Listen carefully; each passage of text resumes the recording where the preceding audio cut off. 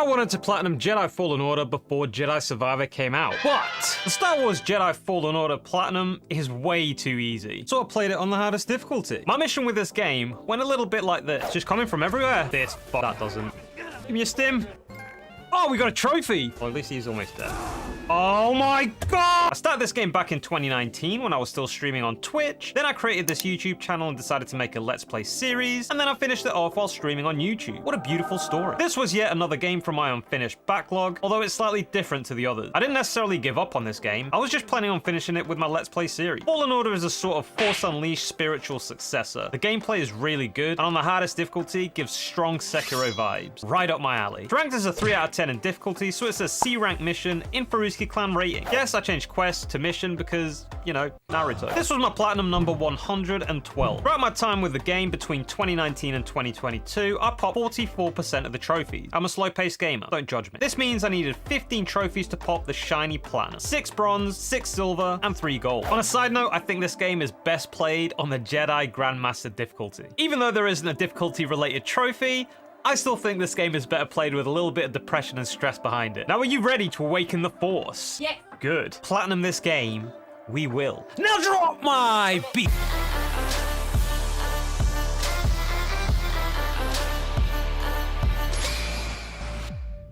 Now, I really loved playing this game, even though my body language shows otherwise. The only thing I think this game should have added is a fast travel option. Backtracking constantly makes it pretty boring. I already have to deal with no fast travel in real life. Why would I want to do it in games? Not to mention the map is an absolute nightmare to navigate. I mean, they could have also added a difficulty related trophy. Anyway, with this game, I did upload my save. So I was able to just carry on from where I left off. Now, I did promise myself that I would finish the story on the hardest difficulty because I started it that way. It's a matter of honor. Step 1 was to finish the story. Since I was technically playing this game on and off, according to people on my streams, I was pretty much at the end of it. So I just carried on doing what I've been doing these past 3 years, struggling badly. I started by crafting a lightsaber of my own and popped the For a More Civilized Age trophy. As I kept playing and getting my confidence up, I started getting a little bit cocky. All right, I'm still good. Soon after, the game decided to do a Will Smith and backhand me. Keep my wife's name out your mouth! But somehow, I still kept my confidence. Yes! I'm the best gamer in the world. After leaving Ilum, I realized Dathomir was the next destination. I hate Dathomir, I'm always on edge. Things pop out of nowhere like this guy. Oh no, I hate spiders. Get away from me. No, I'm cornered. Edie, help me. When I went back this time round, it was no different. From what I'd heard, the hardest boss for a lot of people was waiting for me. And after the first fight with him, I understood why people had this opinion. Taron Malakos beat me harder than Morning would. I found it really difficult to learn his move patterns, and I was just getting clapped again and again. Most of the time, I felt more confused than a chameleon in a bag of Skittles. Every time I thought I had his moveset nailed down, he came up with a new combo. Wow, bro. After dying 14 times in the space of an hour, I finally triumphed and earned the I knew he was no good trophy. And shortly after, the Full House trophy popped for recruiting all Mantis crew members. I was at the stage now where I thought, the worst is over. I'd beaten the boss a lot of people found to be the hardest one in the game, and I was feeling good about myself. I got good. Boy, was I wrong. Before carrying on my cosplay as a human punchbag, I took a little detour to Bogano where I cut off a frog's tongue to pop the Cal Got Your Tongue trophy and the Holocron Awaits trophy for opening the vault. After this small hit of dopamine, I was ready to make my way to the grand finale. And this here was true hell. I got killed again and again and again and again. I pinballed my way through the last few enemy populated sections to reach this point, Trilla Sudari herself. She was by far the hardest boss in the game for me. I must have died to every single move in her arsenal. I got sliced, shockwaved, poked, lunged at, hyper-helicoptered, blown up, shot at, and grabbed, which has a stupid range, by the way. It was like I was in charge of writing a guide on 18 different ways to get killed by Trilla Sudari. Among all these deaths, I eventually got her health down to the lowest ever, but then I died. I'm done. After taking a break from the game for about a week or two, I was feeling refreshed and felt confident I would take her down. But then I got killed another 9 times. I had to relearn all her moves, but I eventually reached a sliver of hope. Amongst all the carnage and death came the moment I've been waiting for. She was one hit away from defeat, and in great Soulsborne fashion, I choked. No! I f***ed up. I can't believe it. I can't believe it.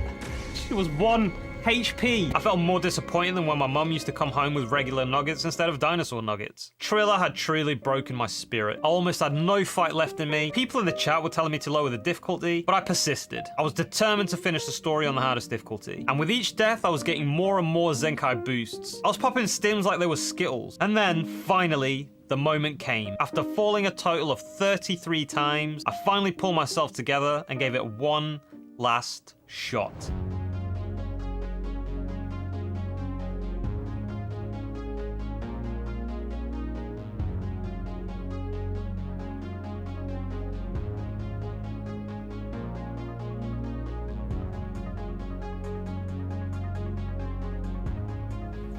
Blow up nearer, blow up nearer, blow up nearer, go on. Oh, yes! Oh, that felt good.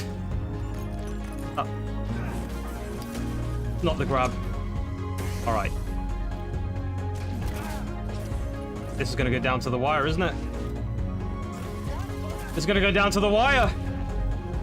Oh, my heart's about to... Okay, I won! I win! I win!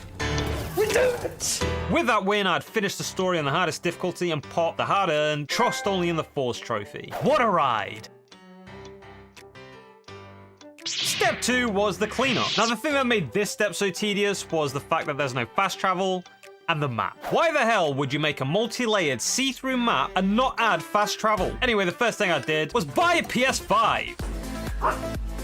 Then after that, I lowered the difficulty because I'd had enough of getting my ass kicked. I wanted to do the ass kicking now. Anyway, I went to every planet one by one to search for all the collectibles I'd missed throughout my playthrough. The first planet was Bogano, where I popped the data disc trophy for finding all of BD1's encrypted logs. Next, I traveled to Zepho, where I defeated a single enemy with all lightsaber types to pop the Blade Master trophy, discovered 75 Force Echoes to pop the Echolocation trophy, and found all of BD1's stim canisters for the Medical Droid trophy. Kashyyyk was next, where in between finding the collectibles, I managed to get enough skill points to buy all the skills from the skill tree for the Feel the Force trophy. And then finally I went to Ilum, where I popped the Data Collector trophy for scanning all enemy types, and a Galaxy Far Far Away trophy for completing all of BD1's holo maps. I left the worst for last and visited Dathomir to get the rest of the collectibles for the Collector trophy. Not gonna lie, it was pretty satisfying being able to run through every area without dying. I then messed around for a bit so that there was enough time for the seeds on the ship to grow into plants, and when they did, I popped the Green Thumb trophy, which of course also brought a New Hope Platinum trophy.